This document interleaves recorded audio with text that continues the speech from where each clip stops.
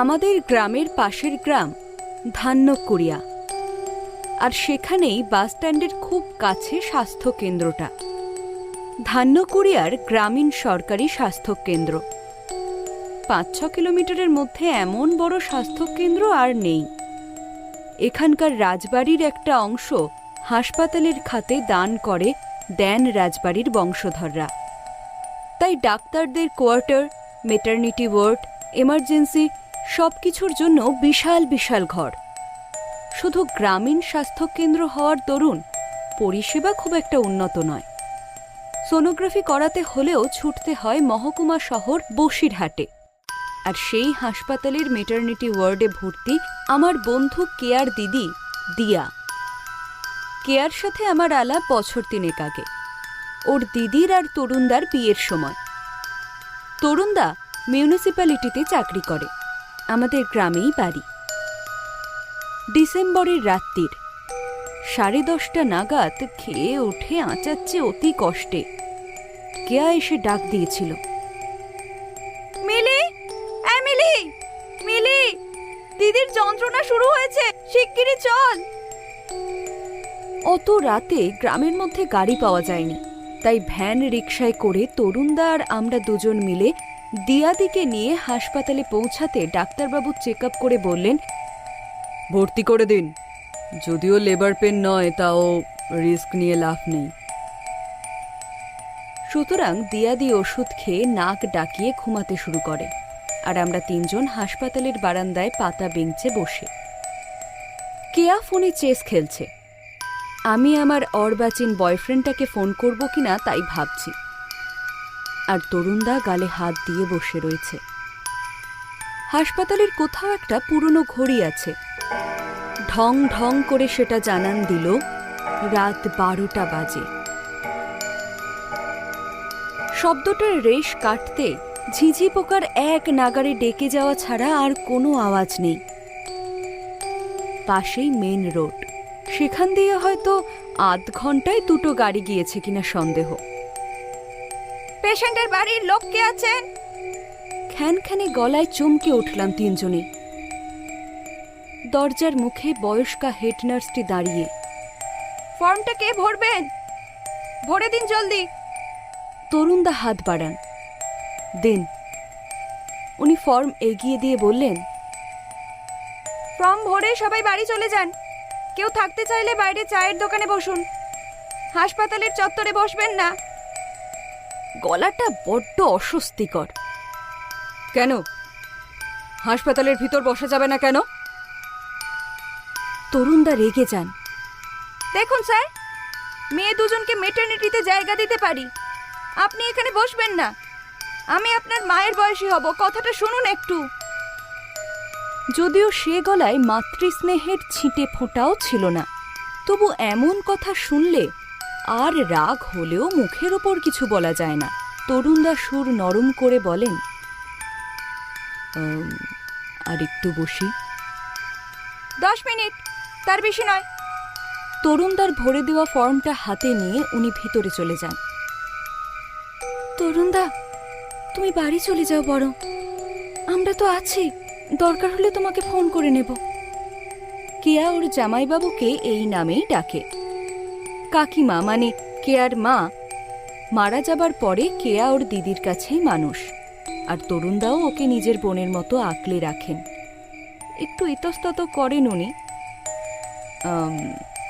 আমি বরং বাইরে চায়ের দোকানে বসি। কেয়া জোর গলায় বলে, ফোন আছে তো, আমি ফোন করে নেবক্ষণ। নিমরাজি হয়ে তরুণদা ভ্যান চালককে ফোন করেন। তারপরে কথা বলে আমাদের দিকে তাকান। ভিতরে আসতে চাইছে না।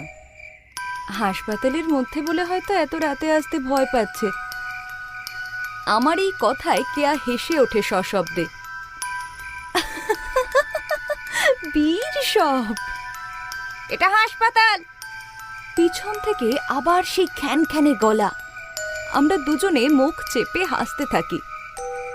তরুণদা ফোনের আলোতে রাস্তা দেখে এগোন। হাসি একটু থামিয়ে কেয়া ঈষৎ গলা তুলে বলে, হ্যাঁ তরুণদা, আমি ফোন করে নেব। আমি এবার ওকে তাড়া দিই, এই চল চল চল ভিতরে যাই। গ্রামে আদি বাড়ি হলেও আমি পড়াশোনার জন্য বরাবর কলকাতায় থেকেছি। এত অন্ধকার নৈশব্দ আমার ভালো লাগে না। আর এই হাসপাতালটা তো কেমন যেন, গা ছমছমে বললে কম বলা হয়।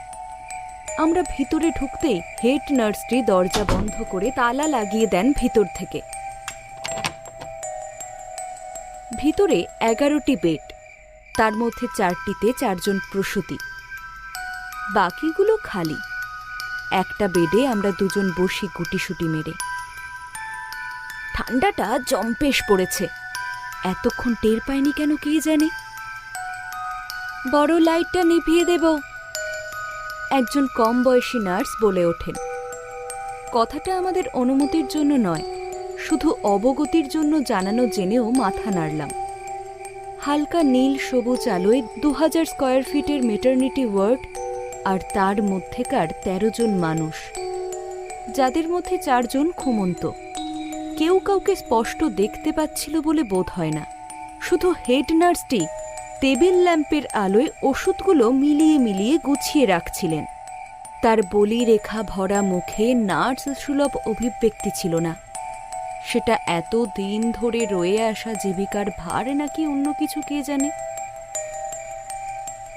ফোনের ঘড়ি বলছিল 1টা বাজতে 4 মিনিট দেরি আছে। আমি মনে মনে প্রার্থনা করছিলাম দিয়াদের লেবার পেন যেন সকালের আগে না শুরু হয়। কেয়াও চুপ করে বসেছিল। এভাবে এতক্ষণ বসে জানা নেই দুজনেরই ঢুলু নিয়ে এসে গিয়েছিল কখন। হঠাৎ দরজায় প্রচণ্ড জোরে শব্দ, ঠক ঠক করে। কেউ যেন পাগলের মতো ধাক্কা দিচ্ছে দরজাটায়। আমি খাটের ধারে বসেছিলাম। চমকে নেমে পড়তেই হেড নার্সটি ধমকে ওঠেন চাপা স্বরে, চুপ করে বসো। উনি চুপ করে চেয়ারের হাতল ধরে বসে আছেন দেখে কেয়া বিরক্ত হল। সে কি, আপনি দরজা খুলবেন না?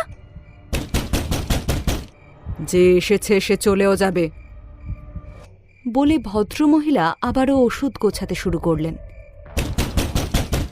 বাকি নার্সদেরও বিশেষ হেলদোল না দেখে কেয়া ফোনের আলোতে দরজার দিকে এগোয়। দরজা ভিতর দিয়ে তালা দেওয়া। ফোনের আলোতেই দরজাটা ভালো করে দেখতে গিয়ে শিউরে উঠে সরে আসি দুজনেই। হে বাবা, এ তো রক্ত! বাইরে নিশ্চয়ই কেউ আহত। দরজার চৌকাঠ গলে চুইয়ে চুইয়ে রক্ত আসছে, একদম টাটকা রক্ত। কেয়া চিৎকার করে ওঠে, দরজাটা খুলুন, আপনারা কি মানুষ? হেড নার্সটি এবার নড়ে চড়ে নিজের চেয়ার থেকে ওঠেন এবং বড় আলোটা জ্বালিয়ে দেন। কেয়া তখন রাগে ফুঁসছে, দেখো গো মেয়ে, কোথায় হ্যাঁ রক্ত? আমি দরজার দিকে তাকাই আর তারপর কেয়ার কাঁধে হাত রাখি। কেয়া? দরজার গায়ে মেঝেতে কোথাও কোনো রক্ত নেই। ছিটকে সরে আসি আমি। কেয়াও কিছুটা হতভম্ব। নার্সটি এবার মুচকি হেসে আলো বন্ধ করে দেন ফের। ওর হাসি বড়ই রহস্যময়, কিন্তু অর্থবহ। তবে সেই মুহূর্তে আমাদের যা মনের অবস্থা, তার পাঠোদ্ধার আমাদের পক্ষে সম্ভব ছিল না। বেডের দিকে এগোতে এগোতে আমি কেয়ার গায়ে ঘেঁষে বলি, কেয়া, আমার কিন্তু খুব ভয় করছে। কেয়া অবজ্ঞার স্বরে বলে ওঠে, ভীতু। ওর গলার আওয়াজ শুনে মনে হয় না ও ভয় পেয়েছে। আসলে কেয়া ভয় পায় না, ভয় কেয়াকে ভয় পায়। অন্য সময় ওর এই সাহসটা আমাকেও সাহস যোগায়, কিন্তু কেন জানি না অস্বস্তি হতে শুরু করে ওই সময়। অলিককে কি একবার ফোন করব? মনে মনে আমি এই কথাই ভাবি। অবশ্য সে নিশ্চয়ই এতক্ষণে ঘুমিয়ে পড়েছে। ফোন লকটা খুলে দেখি নেটওয়ার্ক নেই। বেডের উপর বসতেই একটা মর্মভেদী আর্তনাদ আমাদের কাঁপিয়ে দিল। দাঁড়িয়ে থাকলে আমি নির্ঘাত পড়ে যেতাম। কম বয়সী নার্স দুজন থরথর করে কাঁপছে। বয়স্কা নার্সটি চেয়ারে বসে আছেন। টেবিল ল্যাম্পের আলোয় ওর ঝুলে পড়া মুখের চামড়া, ঈষৎ খোলাটে চোখ, তোপড়ানো গাল, আতঙ্কিত মুখ, সব মিলিয়ে আমার ওকে দেখেই বেশি ভয় করছিল। ওর চোখগুলো যেন কেমন দয়া মায়াহীন। কোনো নার্সের চোখ অমন হয়? আমি কেয়ার গায়ে হেলান দিয়ে বসি ভয়ে ভয়ে। মনে মনে ভাবছি আজ রাতটা কোনো রকমে কাটলে হয়। পিছন ফিরে দেখি কেয়া ফোনে গেম খেলছে। আমি কম বয়সী নার্স দুজনের একজনকে বলি, একটা ফোন করা যাবে? এখানে কোনো ফোন আছে? নার্সটি অদ্ভুত ভয়ের দৃষ্টিতে তাকায় আমার দিকে।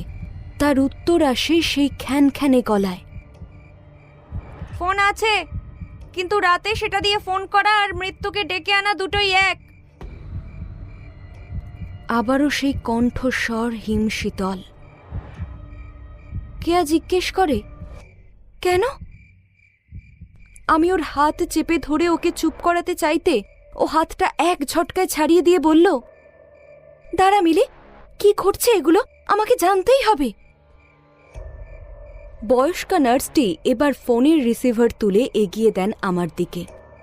কেয়া হাত বাড়াতেই আমি ওর হাতটা চেপে ধরি শক্ত করে। না থাক কেয়া, কোনো দরকার নেই। কেয়া জেদ ধরে থাকলেও আমি একরকম ওকে জোর করে বেডের ওপরে বসিয়ে দিই। কিছুক্ষণ সব চুপচাপ। কানের কাছে একটা দুটো মশার ডাক ছাড়া আর কোনো আওয়াজ নেই কোথাও। হঠাৎ বাইরে ঘর ঘর ঘর ঘর শব্দে সবাই চমকে ওঠে ঘরের মধ্যে। এতক্ষণ ব্যাঙ্গের হাসি হাসা নার্সটিও ভয়ে কুঁকড়ে যান। এটা স্ট্রেচার টানার আওয়াজ না? এত রাতে বাইরে কে স্ট্রেচার টানছে? আর কেনই বা নার্সটি অত ভয় পাচ্ছেন? ফোনের ঘড়ি বলছে রাত 2:26। হঠাৎ আতঙ্কিত গলায় উনি প্রশ্ন করলেন, তোমাদের সাথে যে ছেলেটি ছিল? কেয়া উদ্বিগ্ন হয়, আগে আগে হ্যাঁ, উনি আমার জামাইবাবু। সে ফেরেননি? এবার আমি উত্তর দিই, হ্যাঁ, তরুণদা তো অনেকক্ষণ হলো ফিরে গেছে। তাহলে ও স্ট্রেচার আর চলছে কেন ফের? কাকে পেল বাইরে? প্রিয়জনের বিপদের আশঙ্কায় অনেক সাহসী মানুষও ভয় পেয়ে যায়। কেয়াও রীতিমতো ভয় পেয়ে বলল, দরজাটা প্লিজ খুলুন, ফোনের নেটওয়ার্ক নেই, একটা ফোন করব আমি। উনি কাঁপা হাতে ঘরের অ্যাটাচ টয়লেটটা দেখিয়ে বললেন, ওর ভিতরে নেটওয়ার্ক পাবে, দেখো। আমরা দুজন ফোন হাতে নিয়ে সেই পুঁতিগন্ধময় টয়লেটে ঢুকে পাগলের মতো ফোনে নেটওয়ার্ক সার্চ করতে থাকি। মিনিট 5 চেষ্টায় কেয়ার ফোনে নেটওয়ার্ক আসতে ও ফোন করল। লাউড স্পিকারে ওই দিকের ফোনের রিংটোন বাজছে। কেউ ধরছে না। প্রতি মুহূর্ত যেন এক ঘন্টা বলে মনে হচ্ছে। শেষ রিংয়ে গিয়ে হ্যালো বলে কেয়া চেঁচিয়ে উঠল, কোথায় ছিলে দাদা? ফোন ধরতে কি হয়? মানে আমি একটু পটিতে। পটি ছাড়া তোমাদের আর কোনো কাজ আছে ছেলেদের? কোনো সমস্যা হয়েছে? আসবো? না, আসতে হবে না, তবে ফোন করলে ফোনটা রিসিভ করবে, এইটুকুই, তাহলেই হবে। এই বলে ফোনটা কেটে দেয় কেয়া। একটু ধাতস্থ হয়ে টয়লেট থেকে বেরিয়ে আসছি। মনে হলো বারান্দায় একটা কুকুরের কান্না। সেই রাতে যে ওই কান্না শোনেনি তার পক্ষে এটা বোঝা অসম্ভব। মনে হচ্ছে কেউ যেন টুটি চেপে রেখেছে দাঁত দিয়ে কুকুরটার। কিছু সময় কেঁদে একবার দারুণ কোকিয়ে উঠে চুপ করে গেল কুকুরটা। আর একটা অপার্থিব জান্তব চিৎকার একবার ফের সবাইকে কাঁপিয়ে দিল। আমি আর কেয়া দেওয়াল ধরে দাঁড়িয়ে পড়ি কোনো রকমে। এবার একটা অদ্ভুত অনুভূতি হচ্ছিল আমার। জানলার খড়খড়িগুলোর ফাঁক দিয়ে কেউ যেন দেখছে আমাদের। কেয়াকে ফিসফিস করে কথাটা বলতে ও আমার কথায় সায় দেয়। ফের ঘর ঘর করে শব্দ হয় বাইরে। কেউ যেন স্ট্রেচারটাকে এ প্রান্ত থেকে ও প্রান্তে সরাচ্ছে। মাঝে মাঝে ক্যাচ ক্যাচ করে শব্দ হচ্ছে। স্ট্রেচারটাকে ঘুরিয়ে নেওয়ার। হঠাৎ করে দরজায় ফের ঠক ঠক।